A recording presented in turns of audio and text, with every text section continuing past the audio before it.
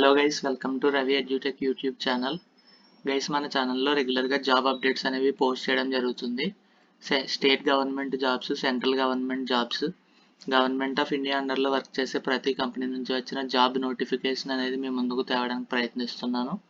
ఛానల్ని చెక్ చేసి సబ్స్క్రైబ్ చేసుకోండి, అలానే పక్కన ఉన్న బెల్ ఐకాన్ కూడా యాక్టివేట్ చేసుకోండి. సో దట్ నేను వీడియో అప్లోడ్ చేసిన వెంటనే మీ మొబైల్కే జాబ్ నోటిఫికేషన్ అనేది వస్తుంది. గైస్, ఇన్కమ్ ట్యాక్స్ డిపార్ట్మెంట్ నుంచి 10th క్లాస్ మరియు డిగ్రీ అర్హతతో జాబ్ నోటిఫికేషన్ అనేది రిలీజ్ అయింది.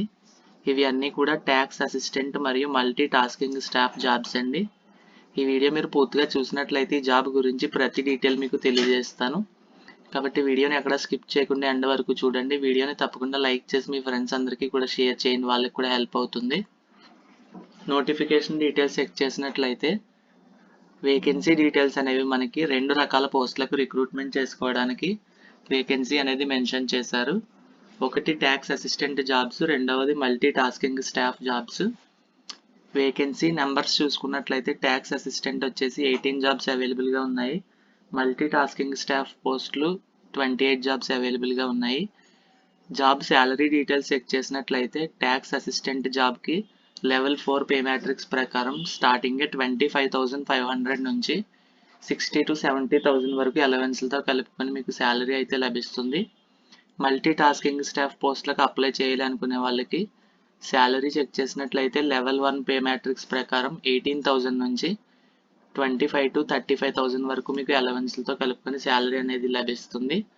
ఈ జాబ్స్కి అప్లై చేయాలి అంటే ఎలిజిబిలిటీ చెక్ చేసినట్లయితే ఏజ్ లిమిట్ అనేది మినిమం 18 ఇయర్స్ అబవ్ ఉండాలి. మ్యాక్సిమం 27 ఇయర్స్ వరకు ఉన్న జనరల్ క్యాండిడేట్స్ ఈ జాబ్కి అప్లై చేసుకోవచ్చు. మీరు ఎస్సీ ఎస్టీ క్యాండిడేట్స్ అయితే 5 ఇయర్స్ ఏజ్ రిలాక్సేషన్ వర్తిస్తుంది. ఓబీసీ అయితే 3 ఇయర్స్ ఏజ్ రిలాక్సేషన్ ప్రొవైడ్ చేస్తారు.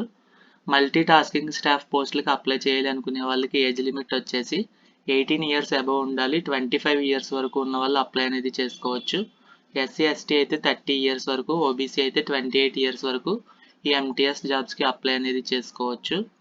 తప్పకుండా ప్రతి ఒక్కరూ అప్లై అనేది చేసుకోవడానికి ట్రై చేయండి. ఇవన్నీ కూడా ఇన్కమ్ ట్యాక్స్ నుంచి వస్తున్న పర్మనెంట్ గవర్నమెంట్ జాబ్ ఆపర్చునిటీస్ కాబట్టి తప్పకుండా అప్లై అనేది చేయండి. వీడియోని ఇక్కడ వరకు చూసిన వాళ్ళు తప్పకుండా లైక్ చేయండి. వీడియో చూస్తున్నారు కానీ లైక్ చేయకుండా వెళ్ళిపోతున్నారు.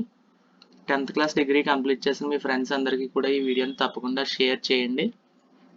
జాబ్కి ఎడ్యుకేషనల్ క్వాలిఫికేషన్ చెక్ చేసినట్లయితే ట్యాక్స్ అసిస్టెంట్ జాబ్స్కి అప్లై చేయాలి అనుకునే వాళ్ళు ఎనీ డిగ్రీ కంప్లీట్ చేసి ఉన్న వాళ్ళు ట్యాక్స్ అసిస్టెంట్ జాబ్స్కి అప్లై అనేది చేసుకోవచ్చు. ఎటువంటి ఎక్స్పీరియన్స్ కూడా అడగడం లేదు. ఫ్రెషర్గానే అప్లై అనేది చేసుకోవచ్చు. డేటా ఎంట్రీ స్పీడ్ అనేది 8,000 key depressions per hour speed అనేది ఉండాలి ట్యాక్స్ అసిస్టెంట్ జాబ్కి అప్లై చేయాలనుకునే వాళ్ళకి.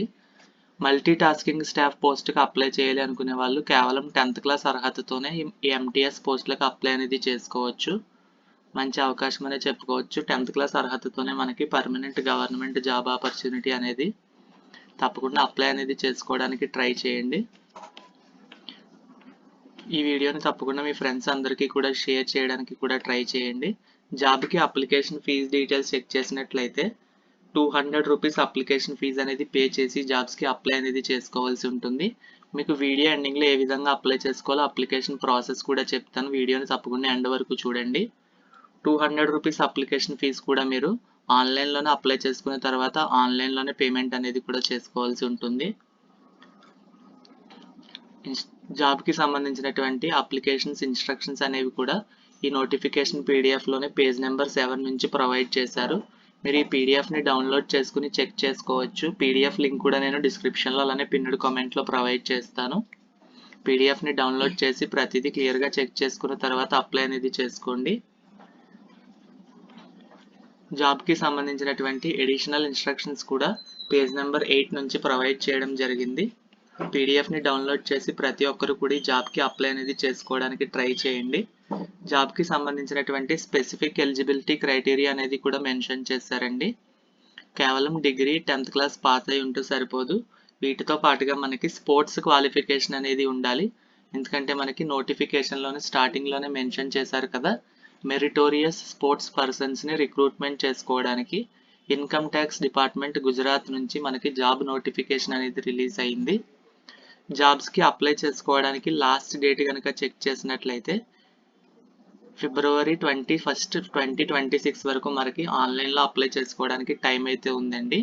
ఇంకా ఎంతో టైం లేదు కాబట్టి త్వరగా మీరు అప్లై చేసుకుని 10th క్లాస్ అలానే డిగ్రీ కంప్లీట్ చేసిన మీ ఫ్రెండ్స్ అందరికీ ఈ వీడియోని షేర్ చేయడానికి ట్రై చేయండి.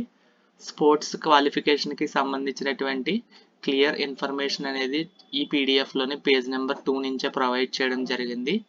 స్పోర్ట్స్ అనేవి మీరు స్టేట్ లెవెల్లో అలానే నేషనల్ ఇంటర్నేషనల్ లెవెల్లో ఏ విధంగా పార్టిసిపేట్ చేయాలో కూడా మీకు క్లియర్ ఇన్ఫర్మేషన్ అనేది ట్యాబులర్ ఫార్మాట్లో మెన్షన్ చేశారు.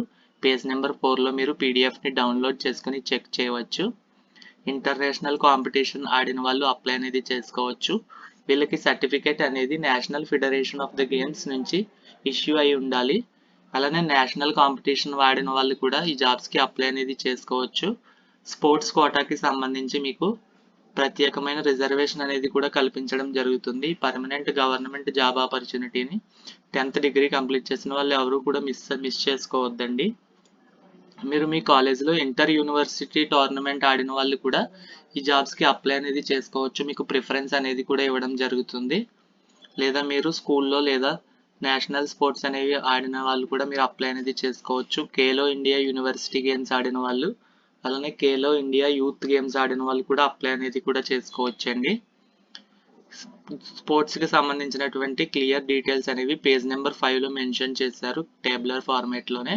Athletics, badminton, basketball, billiards, snookers, cricket, football, golf ఈ విధంగా దాదాపుగా 17 టైప్స్ ఆఫ్ స్పోర్ట్స్ నుంచి మనకి ప్రతి ఒక్కరికి కూడా ఈ గవర్నమెంట్ జాబ్ ఆపర్చునిటీకి అప్లై చేసుకోవడానికి ఆపర్చునిటీ అనేది కల్పించారు.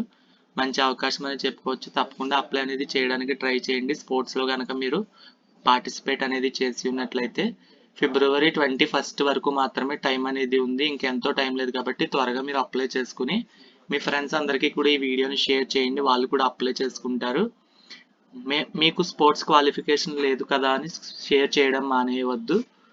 మీరు ఒకవేళ మీ ఫ్రెండ్స్కి షేర్ చేసినట్లయితే వాళ్ళలో ఎవరైనా స్పోర్ట్స్ క్వాలిఫికేషన్ ఉన్న వాళ్ళు అప్లై చేసుకుంటారు. సో వాళ్ళకి హెల్ప్ అవుతుంది కాబట్టి తప్పకుండా ఈ వీడియోని మీ వాట్సాప్ స్టేటస్లో మెన్షన్ చేసుకోవడానికి ట్రై చేయండి. ఇప్పుడు ఈ జాబ్కి ఏ విధంగా అప్లై చేసుకోవాలి అంటే ఈ అప్లికేషన్ లింక్ కూడా నేను డిస్క్రిప్షన్లో పిన్నుడ్ కామెంట్లో మెన్షన్ చేస్తాను. అప్లికేషన్ లింక్ ఓపెన్ చేయగానే మీకు ఈ విధంగా అయితే ఓపెన్ అవుతుంది. ఓపెన్ అయిన తర్వాత ఇక్కడ మీరు ఏ పోస్ట్కి అయితే అప్లై చేయాలి అనుకుంటున్నారో ప్రిఫరెన్స్ అనేది మిమ్మల్ని అడుగుతుందండి. అంటే మీరు ట్యాక్స్ అసిస్టెంట్గా అప్లై చేయాలి అనుకుంటున్నారా? అంటే డిగ్రీ కంప్లీట్ చేసిన వాళ్ళు ట్యాక్స్ అసిస్టెంట్కి చేసుకోవచ్చు. 10th కంప్లీట్ చేసి ఉంటే ఎంటీఎస్కి చేసుకోవచ్చు. ఫస్ట్ ప్రిఫరెన్స్ మీరు ఏ పోస్ట్కి ఇవ్వాలి అనుకుంటున్నారో మీరు డిగ్రీ కంప్లీట్ చేసి ఉంటే ఫస్ట్ ట్యాక్స్ అసిస్టెంట్కి ఇచ్చుకోండి. టైపింగ్ స్పీడ్ కూడా అవసరం దీనికి గమనించగలరు. అలానే మీరు సెకండ్ ప్రిఫరెన్స్ అనేది ఎంటీఎస్కి ఇవ్వడానికి ట్రై చేయండి. ఒకవేళ మీరు కేవలం 10th క్లాస్ పాస్ అయ్యి వీడియో చూస్తున్నట్లయితే ఎంటీఎస్ పోస్ట్కి మాత్రమే రెండిట్లో కూడా మీరు అప్లై అనేది చేసుకోవచ్చు ప్రిఫరెన్స్ అనేది.